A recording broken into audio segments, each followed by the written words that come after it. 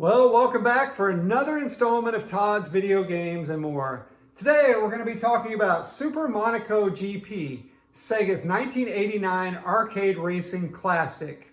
Now when I bought this, I didn't think it was going to be much of a project. As a matter of fact, it was supposed to be working. It wasn't, and I didn't think I'd have to put much into it, but I did.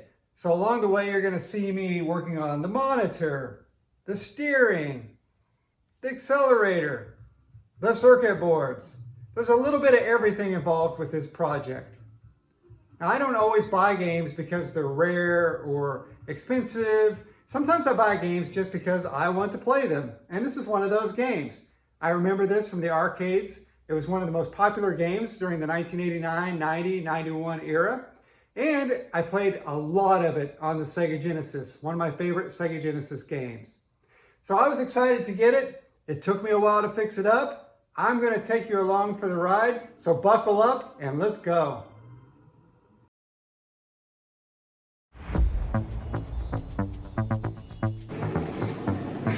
So we just unloaded the game we went to Michigan to pick up, Carnival. Had it in the garage, checking Facebook and Marketplace, and another game popped up that I would like to have. So I messaged them and they said, come and get it. So we're back in the truck and we're heading about an hour away to Georgetown, Indiana to pick up Super Monaco GP.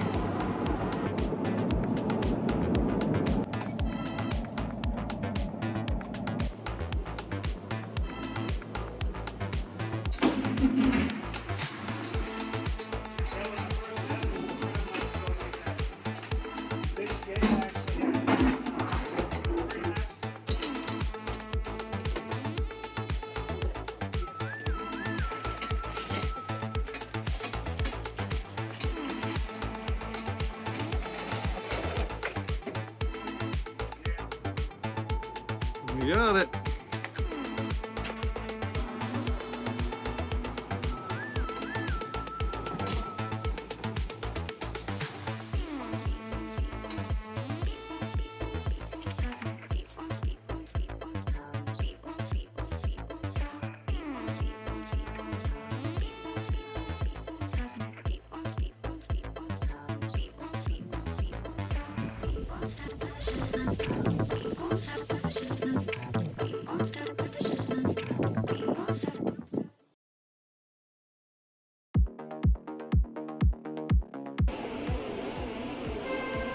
Sega released Super Monaco GP in 1989. They made upright and deluxe sit-down versions. The game featured a 3D perspective and force feedback steering, a first.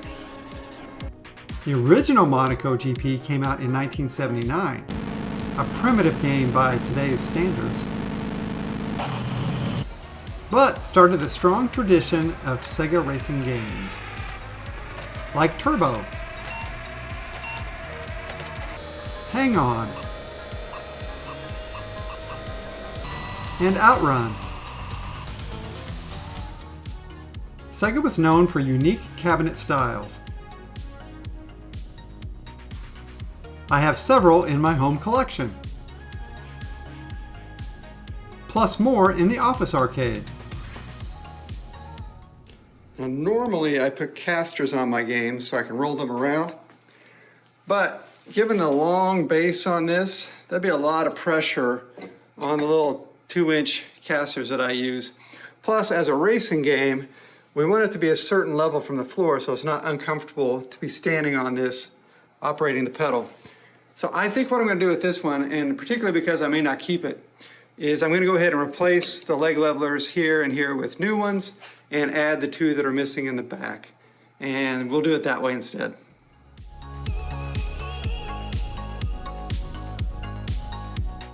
Now, something that comes as no shock to me, I have 2 new ones, not 4, and the 2 old ones I just took off.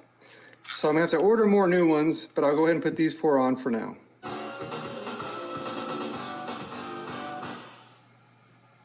Well, you can hear it trying to work.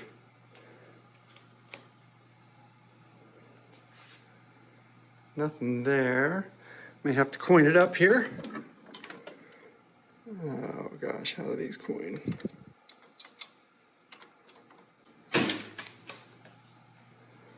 Now I hear nothing. Well, it just turns out that coin switch doesn't work. I had to hit the service switch inside. Oh, I can feel it vibrating. Just can't see anything. All right. Cindy's ready to play. I'm ready. But you can't see it. Well, it should be interesting. Let's go. All right. I don't think I'm going. No, you're not. Oh well. There's the accelerator pedal. Yeah, it's seen better days.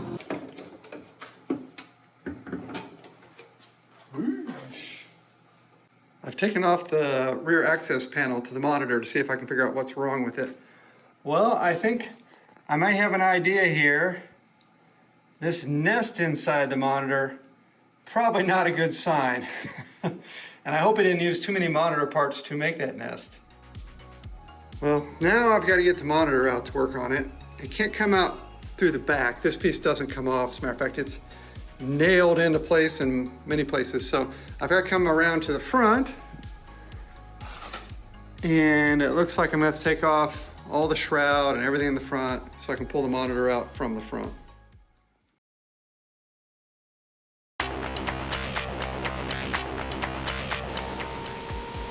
Super Monaco GP is a classic on the Sega Genesis.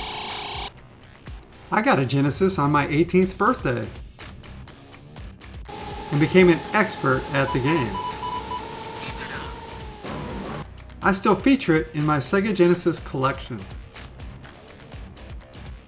And I'm anxious to play the arcade version.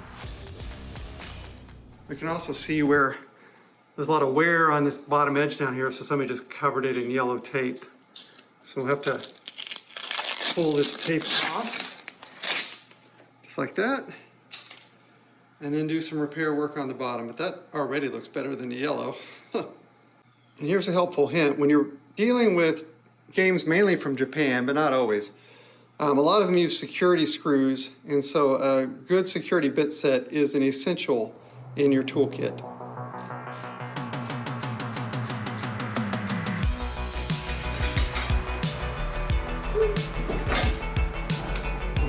Look at the fading on that. It is a whole different color now. Any more nests? No. Fortunate.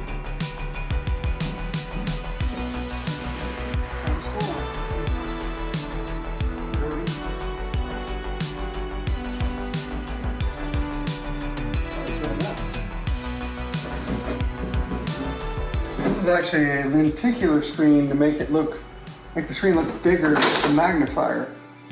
It is really filthy. You did say the bezel inside was a little off. I'd say that's more than a little off. That thing is just flopping around in here.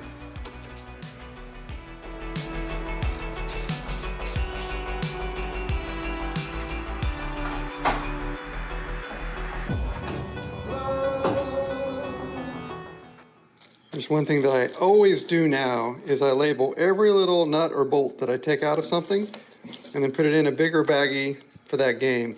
Because no matter how much I think I will remember where these came from, I never do at the end.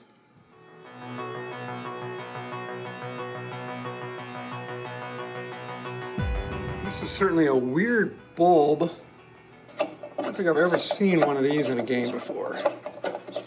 So I don't know if it's just to keep it short or if there's some special function that this bulb used to have. I'll have to look that up. The other trick is that if they're not going to be in the way, just go ahead and put screws and bolts back where they originally came from. Then you don't have to label anything.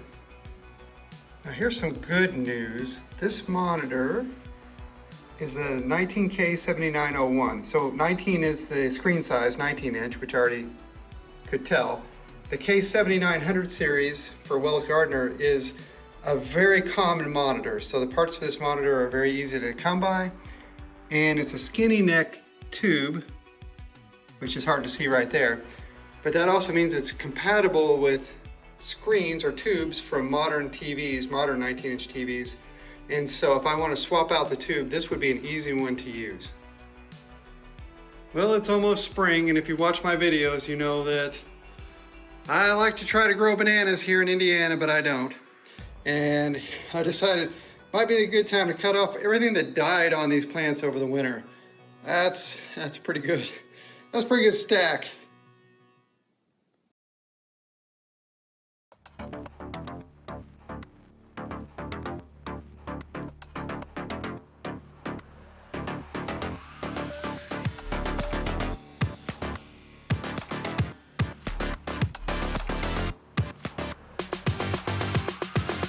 Here's a little better view of what's inside this monitor now that I've got it pulled out. Now, every time that we pull a monitor out or need to work on a monitor, we always want to discharge it because it can store quite a bit of charge in this tube, and that charge can be there for a long time, maybe even years. And if you touch it, you're going to get zapped pretty good, potentially enough to kill you. So what we're going to do is we're going to discharge it, and there's lots of different methods of doing this, but basically we want to get under this anode cap with this screwdriver. We want to touch it to the clip inside, we can feel it, and then we want to hit the metal frame out here. But I can't quite reach it from here, so I'm going to go down from the top, just like that, hit the frame a few times. There's nothing, no pop this time. Now we're going to pop that anode cap off. So I'm going to lift this up until I can see the clip underneath. There's a metal clip right there. Sometimes on the old ones you can just wiggle it up, but I'm going to grab the clips with my pliers here and pop it out. And that's kind of a do not touch zone with bare fingers. There's no reason to be in there, so we'll leave it alone.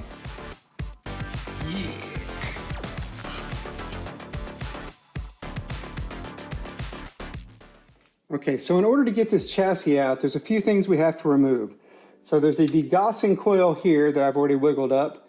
It goes all the way around. It plugs into one spot. We've already disconnected the anode cap. We're going to have to pull this off, but this is hooked to a ground wire. Every monitor's going to have a ground wire hooked basically here. And so I'm going to have to get this off. So I'm going to undo this clip here, pull this back, and it's soldered on right there. So we're going to heat this up with our soldering iron, and out it goes. Then we'll go ahead and pop the neck off. It's going to drop down like that.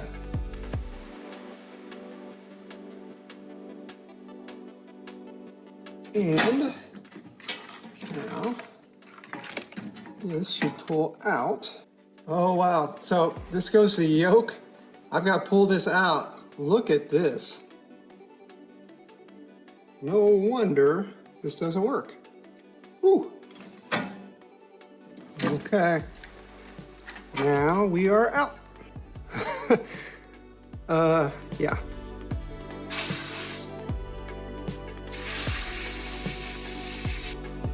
Here it is all cleaned up, and it doesn't look too bad where all this nesting took place. But if I can get it in the light just right, there's a wire clipped here for horizontal position and another one right there. And I don't know where those go just yet. So we'll have to repair that and repair the yoke cable over there. Now, quite fortunately, at some point in time, I got this extra yoke to try to repair a game, and it has the correct connector on it. So I'm just going to cut a piece of this off, cut this off here, and then splice the two together to remake that connector. I also have another K7000 series board. Now this one is sold to me as not working correctly. I'm going to take some of the other pieces that I need off of this that I can swap into that one, and see if I can get this running.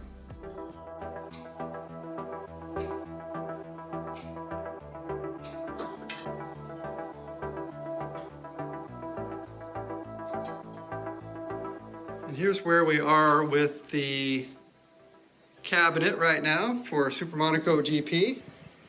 We're about to start cleaning up the outsides of it, get it vacuumed out. So what we got from this side. Here's the other side. The cabinet itself is in pretty good shape. If the art weren't so sun faded or whatever faded, especially its control panel, I'd be a lot happier. One indispensable tool is a vice grip wire stripper. So I can easily take wires, put them in, give them a squeeze, and I've got a clean end. You can do it with other tools, but this is nice, easy, fast, and if you're doing a lot, just pick up a set of these. I've also got this heat shrink tubing kit, and we're gonna find the right size to go over each of these so that after we solder the wires together, we can slide them across and shrink them down and cover up our joints. Got Cindy on cleaning duty, and we got the magic eraser out, and it is making a considerable difference, brightening up. All right, now I have them together like this, just twisted together, and I've got the tubing on ahead of time because you don't want to solder before the tubing's on there. And I know the colors are a little off. We've got green going to yellow and yellow going to brown instead of yellow to yellow, but what we're trying to do is get to the same pattern we had here. So in the new yoke, the yellow is on the far right side. On the old one, the green was on the far right side. It's not the colors we're concerned with. We want the original colors up here to match the colors down here, the spots in this. We don't need it to match the colors of this part. Then I'm going to take my soldering iron and solder, and I'm going to hold it down over each one of these, warm up the wire for a bit, and then let the solder melt into it, just like that. We're going to do this one. All right. Now we don't need huge blocks of solder on there. All we're trying to do is solder together strands of these so that we can't pull them back apart. And then we can take the heat shrink tubing and slide these back over the top of each one. I'm going to take my heat gun and I'm just going to go over each one until they melt into place. Now I've removed what's left of the plug that goes down here on that horizontal position. I still have the little stub right there. I'm going to take my desoldering gun and I'm going to pop that off, and then I'm going to grab the one from that chassis and transplant it here. Another essential tool is a desoldering gun. I love this Hakko FR301. I've used it for quite a while, and it makes desoldering really easily. So I know right here is the component I want to remove. So I just go over the top, set it right down on the pin, let it melt, and suction all the solder right off of it. And then from the other side, I'll be able to pull it right through.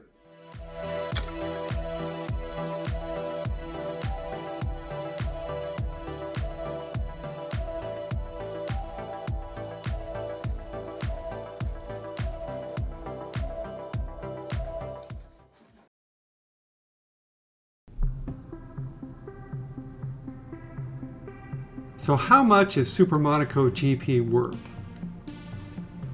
Apparently, not much. Despite the acclaim, it's not all that valuable. I'm likely to spend more on it than it's worth. But that's okay. Since I have this whole thing taken apart, I'm going to go ahead and do what's called a cap kit. And a cap kit replaces the capacitors on the board, which vary in size from these larger ones here to these smaller ones here to sometimes really tiny ones here and there. And it comes as a kit with all the ones that you'll need, just like this. And I get mine from Arcade Parts and Repair. It'll come with a list of which ones are in it and where they go. So on the board we have labels for the different capacitors. We just need to make sure we get the right value ones in the right spots. So I'm going to do that next, because doing so restores the monitor chassis here and the monitor itself basically back to its original brightest colors and best picture. Over time, these capacitors dry out and the picture kind of fades and you run into other problems. So it's always nice when you've got things apart to go ahead and put a new cap kit in to refresh all that. And if there's something wrong with one of the caps on here that's keeping the monitor from working, then we'll repair it by doing that. Here's how this works. Let's start with this one. It's easy to get to. It says C45. It's upside down right there. We're going to follow it over to the other side. And it's these two prongs right here. Sometimes the back is also labeled, which is really helpful, but not this one. So we're going to take our desoldering gun. We're going to set it over one of the posts, hold it down, pull it up. And we go to the other post right here. Suction that up. The solder's off. We should be able to flip it over, and this should just come right out. Just like that. So there's a plus and a minus. The minus has a stripe on it. And here's the replacement one. And this is a 470 at 16. We can see it right there. So here's the replacement one. This one says 470 at 35. Now the 470 is the important part. You don't want to cut that into any, cut it down or even do a higher value if you can help it. You want that to stay the same. The voltage though doesn't matter as long as your replacement is higher voltage. That just means it can handle more. So the old one could only handle about 16 volts. This can handle up to 35. So this is a more common one these days to see. So that's what they've included in this kit. So we're going to take the new one, and also the plus side has, or the minus side with the stripe has a shorter leg. So we look back at the board. There's usually a plus on the board to help you out if you don't remember which way it came off. So we slide the new one in, and I'm going to flip it over. I'm going to turn it this way. I'm going to push each leg down so I have something to solder against. So I will set it right here, best I can. Then I'm going to take my soldering gun and my solder, and I'm going to hold it down, heat it up, put a little solder on, pull the soldering gun back, pull the iron back, just like that. Same thing for the other one. And then we can take our flush cutters and pull these back up, and we can trim them flush with the top of the solder. Just like that. And now we have a nice, clean, brand new joint right here. And on the other side, we have a nice new cap. And we're just gonna repeat that with the others. But first, I will mark down that C45 is complete.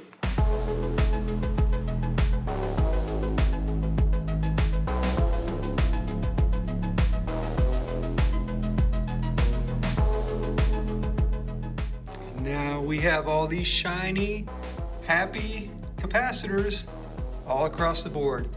Time to put the whole thing back together.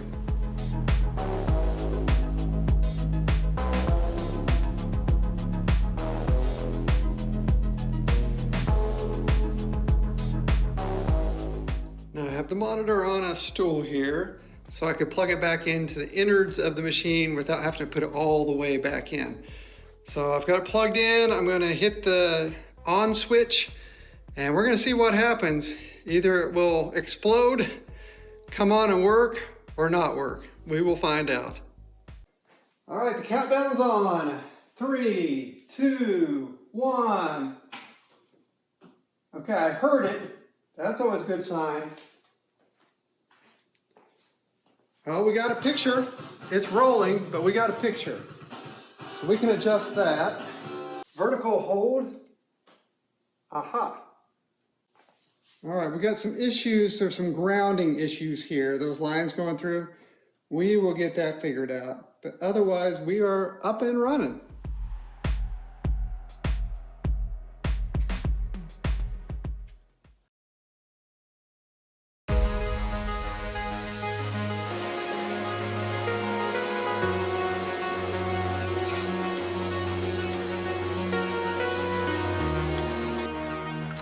was another problem. So I noticed the steering was a little janky, and this clip in here, this white ring that goes all the way around, see how the steering goes up onto it and then back off of it? That is broken. And so that's why it feels like there's a huge grab when you're turning this way. I need to find if there's a replacement part for that.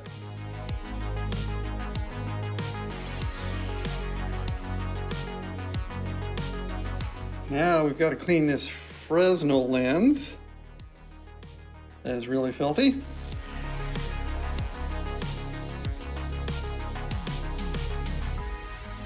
I've discovered the trick here is to use isopropyl alcohol and a soft toothbrush and just go through the grooves. With a rag, I couldn't do much, but with this, I can do great.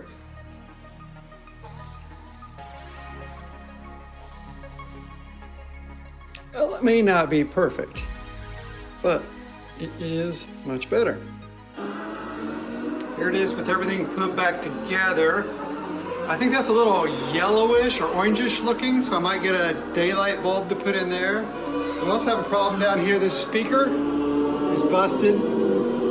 I can hear it crackle and pop, so I'm gonna have to replace that as well.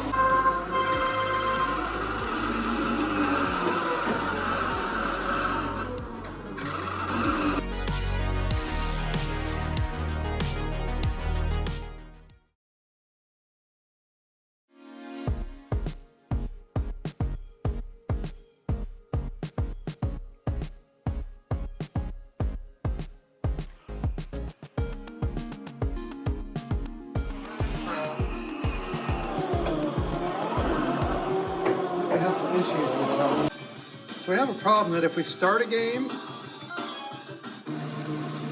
and I hit the accelerator, I will immediately skid right into the crowd. You can hear how easily I skid.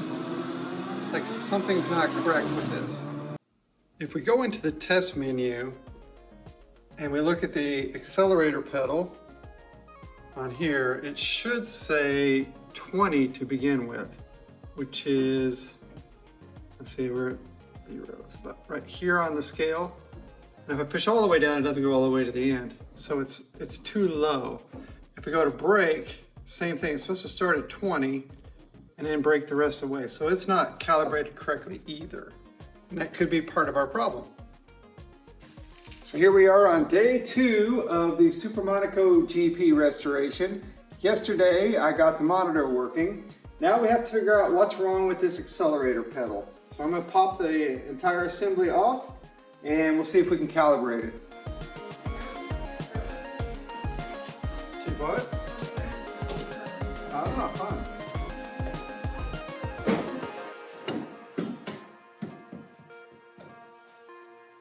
Okay, now I've got the assembly out. This is the brake side. This is the accelerator side. That gear right there is pretty worn down. It still works fine. I might swap it with the brake because the brake doesn't get used as much. It's in a little better shape, so I might just flip those. Then looking down here where the springs clip on, that's clipped on correctly. This one slipped off where it belongs. So we'll fix that while we're in here. That was an easy fix. And then we're gonna calibrate these two so that they fall within the right range according to the manual. Here we are at the input test. There's the accelerator there. I want to set that to 20. So what I've done is I have loosened this from the side. It can turn, and we'll just spin it until we get the right value up here. Now the accelerator's at 20, so I'll tighten that up. And because of where the teeth are in the gears, you can only get so close to 20. So 1A and 1D, about as close as I can get. But now the accelerator goes way up here on the scale, whereas it used to barely get past the right plus. And then the brake is looking pretty normal too, just like that. So we'll restart the game. We'll see if it handles any better.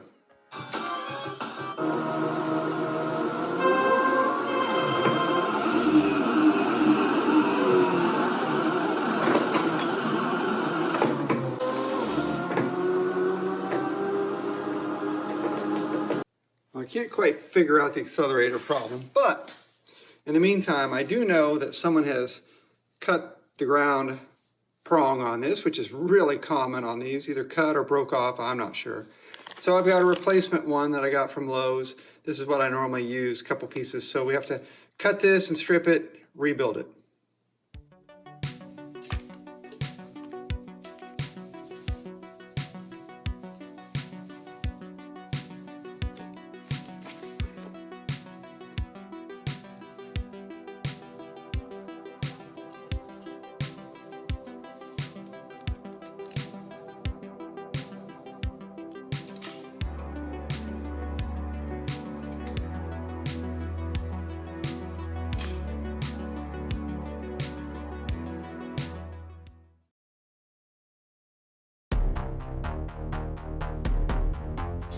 So it turns out that the accelerator problem is really a board problem, and probably with this main processor right here that has custom code that it runs.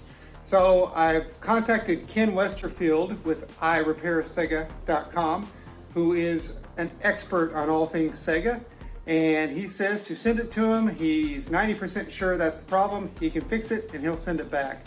So I'm going to take this board out and we'll get it ready to ship.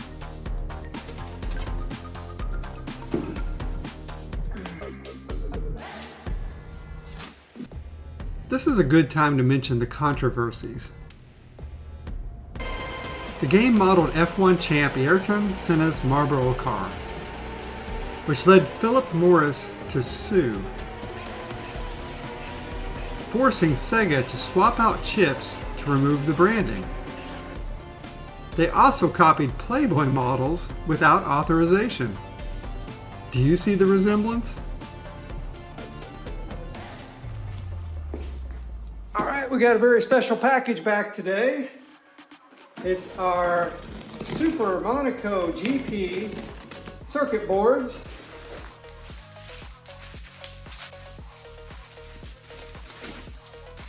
Ta-da! All right, let's see if it works. Well, we got sound. Now we have no picture. So I guess I'll figure that one out. Hey, there we go. Turns out I didn't have one of the connectors hooked up, so here we go, we've got it. Let's see if the game will work.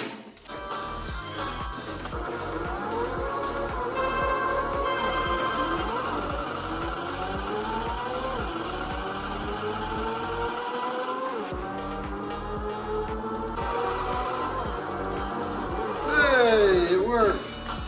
I qualified. This may explain why that old speaker sounded so terrible. It's missing a lot right in through here. Here's our new one. Now the new one came with wires soldered to it. We don't want that. So I'm gonna take my soldering iron and we'll just heat this up. Pull that one off. Heat this one up. Pull that one off. Now we're going to be connecting to these connectors here, and there's a little extra solder in the way, so we can use this soldering wick or desoldering wick, and we can just hold it up against it and hold it up against our connector down here. And that extra solder will go into our wick. Kind of like that.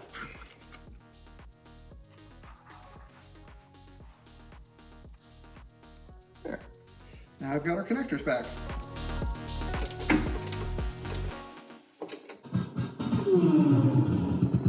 All right, now we got our base back. Got some things rattling over here too, but we got our base back.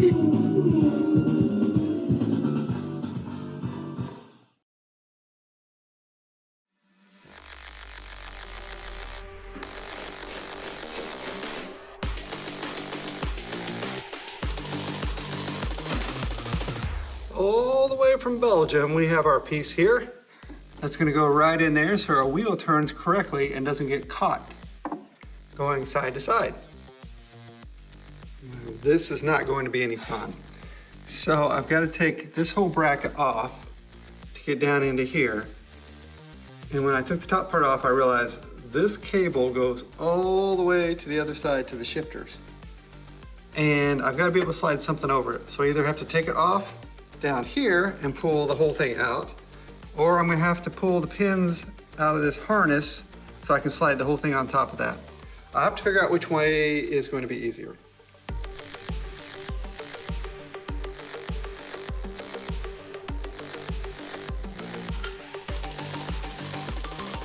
Looks like someone has had this cover off before because it's broken and there's screws and washers that are not the right size.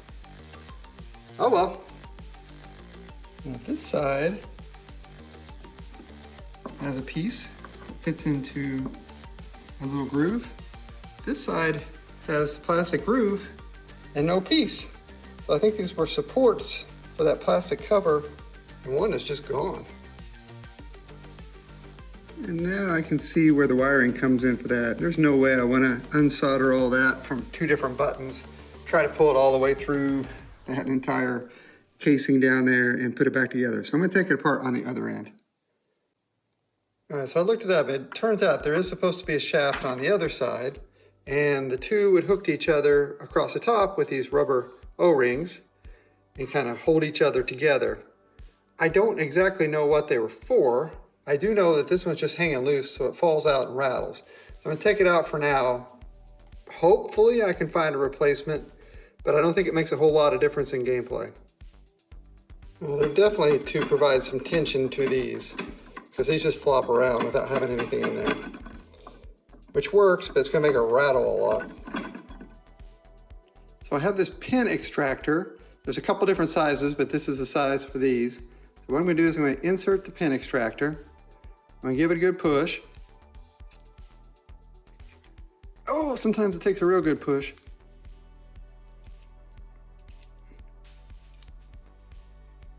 Oh, can't get it to go.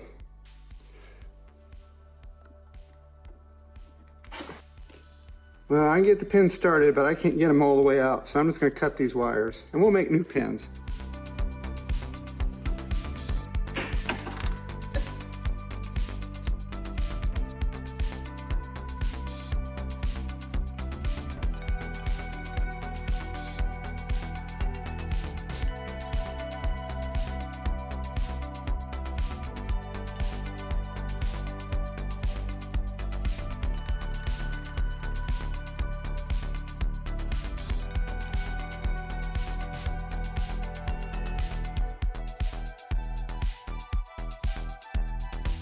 All right, luckily, since I can't get these pins out, I do have the same connector. So I'm going to redo the ends of the wires with new pins and put them in this connector instead. Now there are different sizes of pins. These take 0.084 because those connectors, as this one was labeled, is 0.084. Now this is the part where I get to explain how you do something like this, how you add pins. And the first thing is you can do this with little wire strippers, but if you have this vice grip wire stripping tool, then it's pretty easy because you just slide the wire in like this and give it a squeeze, and then you got the perfect end on it. We'll do that with these two. Now we also want to make sure we have the right type of pin. There are male pins like these that are solid, and there are female pins that we're going to go into that are hollow. You can figure out why they named them that way, so it's easy to remember. Now, I've also got these wire crimpers that are made just for these. So we're going to take our pin, and depending on what size wire we're using, and it's usually, for most things, going to be the center, and sometimes I have to pinch these in just a hair to get them to fit in. We're going to go into, if I can get it, great, into here. We're going to give it a click until we've got it gripped. So here we have our pin ready. Then we're going to take our wire, and it doesn't matter which one we start with. Let's just do this white one. Make sure our end is good. We go into this until some of the insulation, the white, is inside. And I squeeze the rest of the way down. And then just like that, we have this nice solid connection. I always give it a good pull because you definitely don't want these things to pull out later on. Now we'll do the same with the other two.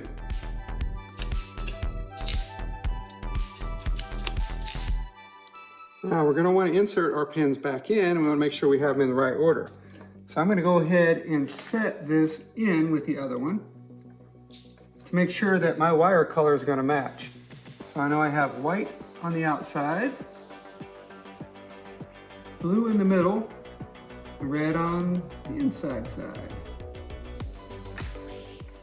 Now pop it off of here, and then we're going to take each individual pin and give it a good shove up and in there.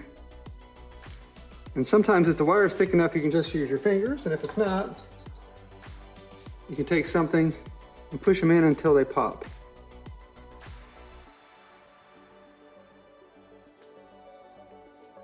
There, they've all clipped in. Now they're in our harness. Now we can take them, snap them together, red, white, blue, they match. Should be all set. And the other thing I have to do is make sure I have this centered on this gear so that as we turn the wheel, and the wheel's centered right now, we're in the middle of the grid on the handle there. So I've got that set pretty well, and now I can screw this thing back together. Well, this is much better. It's nice and smooth. Goes right back to center like it should. Awesome.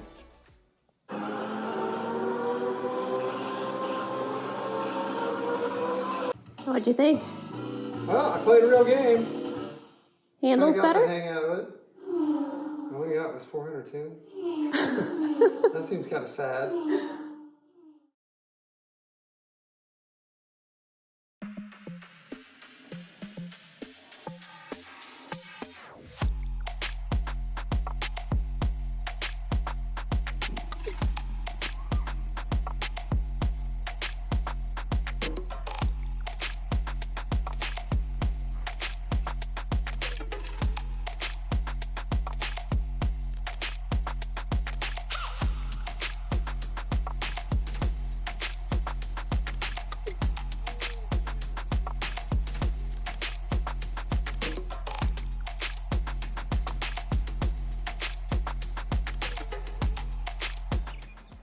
Well, it's spring again, and now I can get my garage cleared out a little bit and bring some games into the work area. So we still have to finish Super Monaco GP, a little work left to do on Space Duel, and then we'll be starting on the big next project, Night Driver.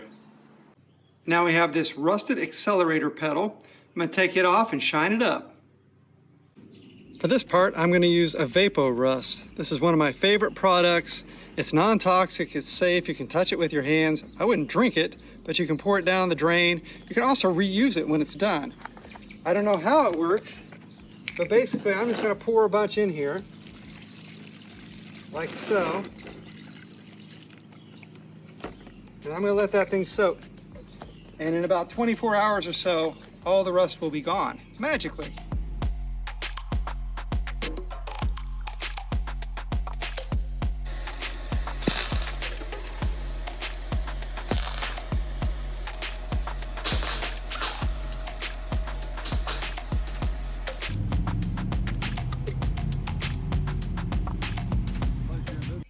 Okay, so here's our old metal shaft right here.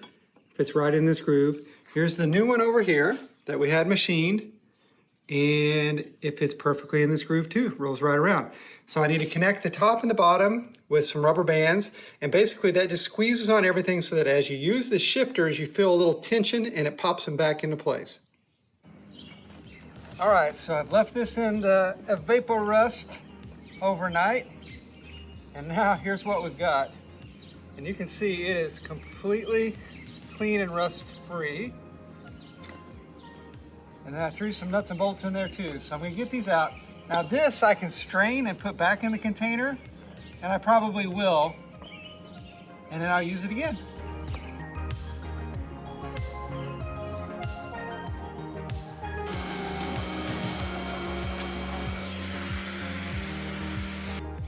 Here's our after on the pedal. Rust free, all shined up. I'm gonna spray a little clear coat over it to protect it and oil the hinge, and we should be good to put it back on. So along the bottom of this control panel, we have all these bad areas where this vinyl has split, and it's not great. I have a bunch of different types of black. So I've got kind of a textured Gorilla Tape, I've got more of a flat tape. I've got more of a cloth kind of tape. And then I've got this gaffer tape, which is kind of in between all of them. So I'm gonna try to figure out which one is the best match to this and would look the nicest, and cut a strip and put it across there. You know, fold it to the center.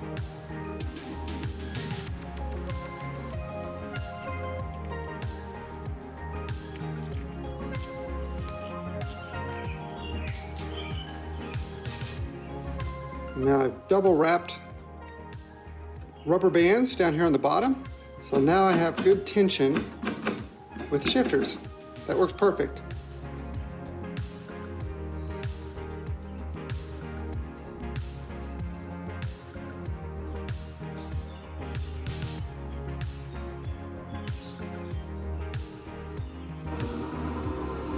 Two more arcade projects. Done. All right, so I have a steering wheel emblem all the way from England. It's going to go right in here. And it's not supposed to stick forever because you have to pop it off if you want to get the steering wheel out. But I'm going to peel the backing on it. All right, I christen you Sega Racing and Rally Team Super Monaco GP. Look pretty good? I think so. Complete. Yay, it's finally finished. Yay. Beep, beep.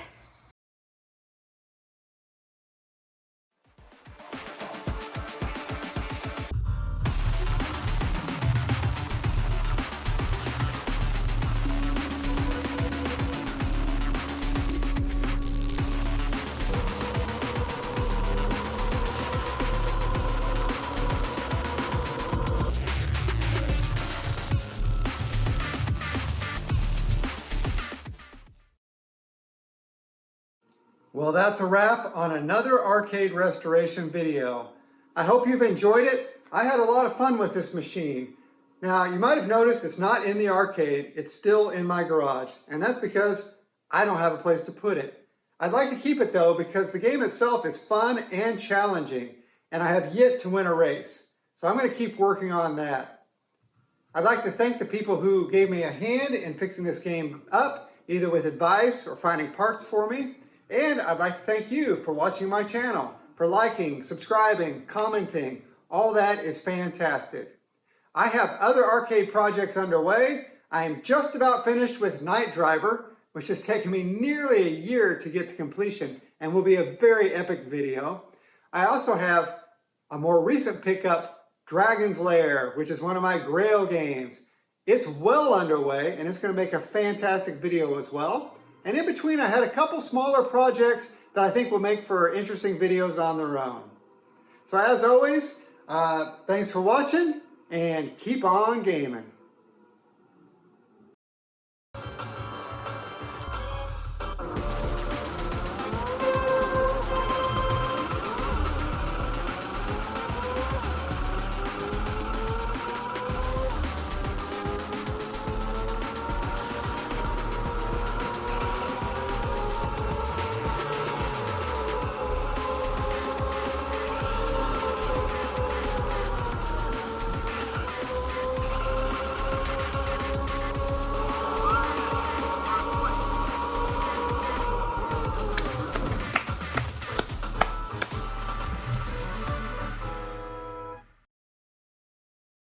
Any final words for Space Duel before it goes to its new home? Have fun, Space Duel, in your new home.